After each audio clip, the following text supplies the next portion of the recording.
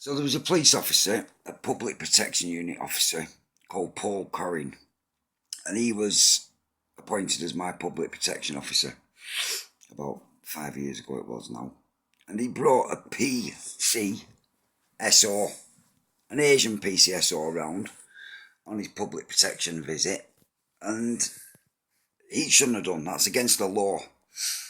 A PCSO is not even a police officer, let alone a public protection unit officer, and he should not be sitting in on people's public protection visits, especially when he's sat there grinning and laughing and smirking all the way through the interview. I've also had quite a few other things done by this Paul Corrin, like making me hand over my passwords and all my details for my PayPal accounts, which isn't part of the law for the register. I've looked it up. I've had them falsely imprison me for having 14-year-old girls on a Facebook account, which I didn't, which was set up and which was proven to be set up after I was put in prison for 3 months. And again, they totally abused the courts of England and Wales by bringing me to court 5 separate times, each time dropping a charge. At first I was charged with 5 offences, and every time I came back to court they offered me a plea deal where they would drop 1 charge and charge me with 4, back to jail, then brought me out, charge you with 3, no. Charge you with 2, no. Charge you with 1. And it was Farley solicitors in Blackburn that represented me, and they had women solicitors trying to talk me into pleading guilty. So something I hadn't done, and something I found out after, is not even a criminal offence, because you had to be 16 by law to be on Facebook in 2016, 2017, 2015, when all this was done. You had to be 16 by law. So why was I arrested and put in jail for having 5 14-year-old girls on a Facebook account when you couldn't be on Facebook at that age? And it was proven. It was proven. But why wasn't it proven the first time I was brought to court off my solicitor, which he could have done? Why did it have to be 3 months later after I made 5 other appearances in court? Bit strange, isn't it? And they refused me vulnerable prisoner status in the prison. I was in Preston prison, I was put on A-wing, and I was made to go and work in the tailor's shop, where everybody has access to extremely large pairs of scissors. So they was obviously hoping that I was going to be murdered in that workshop. But fortunately for me, I wasn't. But how were the police getting away with this kind of criminal activity? And this was Blackburn PPU, involving Paul Corrin, Carl Haslam, WPC Turner. How are they getting away with this? How are they getting away with running kangaroo courts and turning all these solicitors against me? Turning a prison governor against me.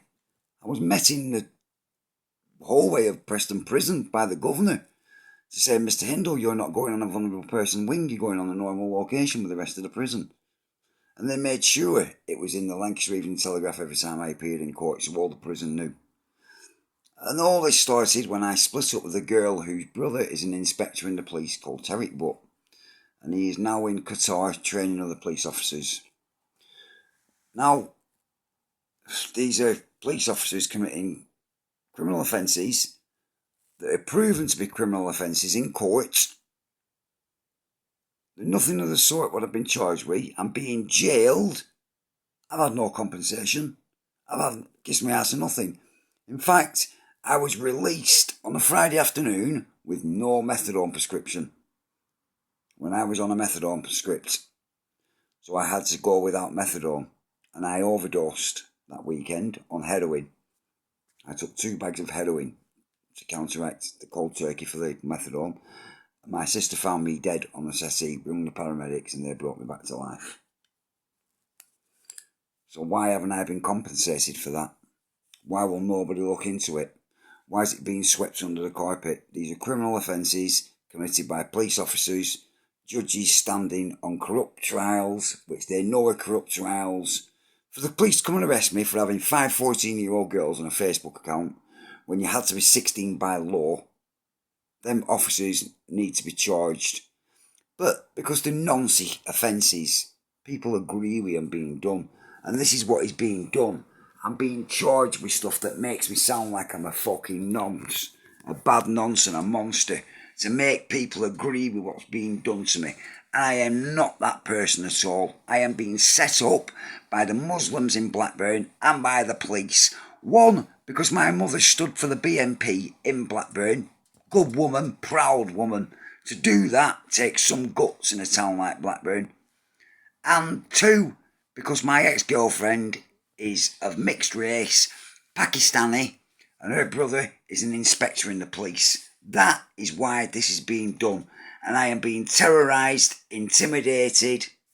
I'm having my house entered every time I go out. And this has been going on over 10 years now. All my eBay accounts hacked. Changing my eBay username to Taken for a Prick. That was my eBay username 3 weeks ago. When I went out, I came back and all my accounts had been logged out in my TV. They'd been in my house, been on my TV, and changed all the usernames. I'm having stuff sent, damaged, everything. Nothing I get is in good condition.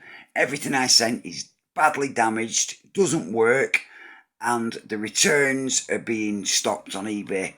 So I'm just being sent rubbish and having my money taken. And this has been going on over 10 years. The police driving past my flat. Every time I get something and open it and it's damaged, at that exact moment, a police van will drive past and put the siren on. Just for 2-3 seconds. So there's obviously cameras in my property for them to know the exact time I'm opening these things.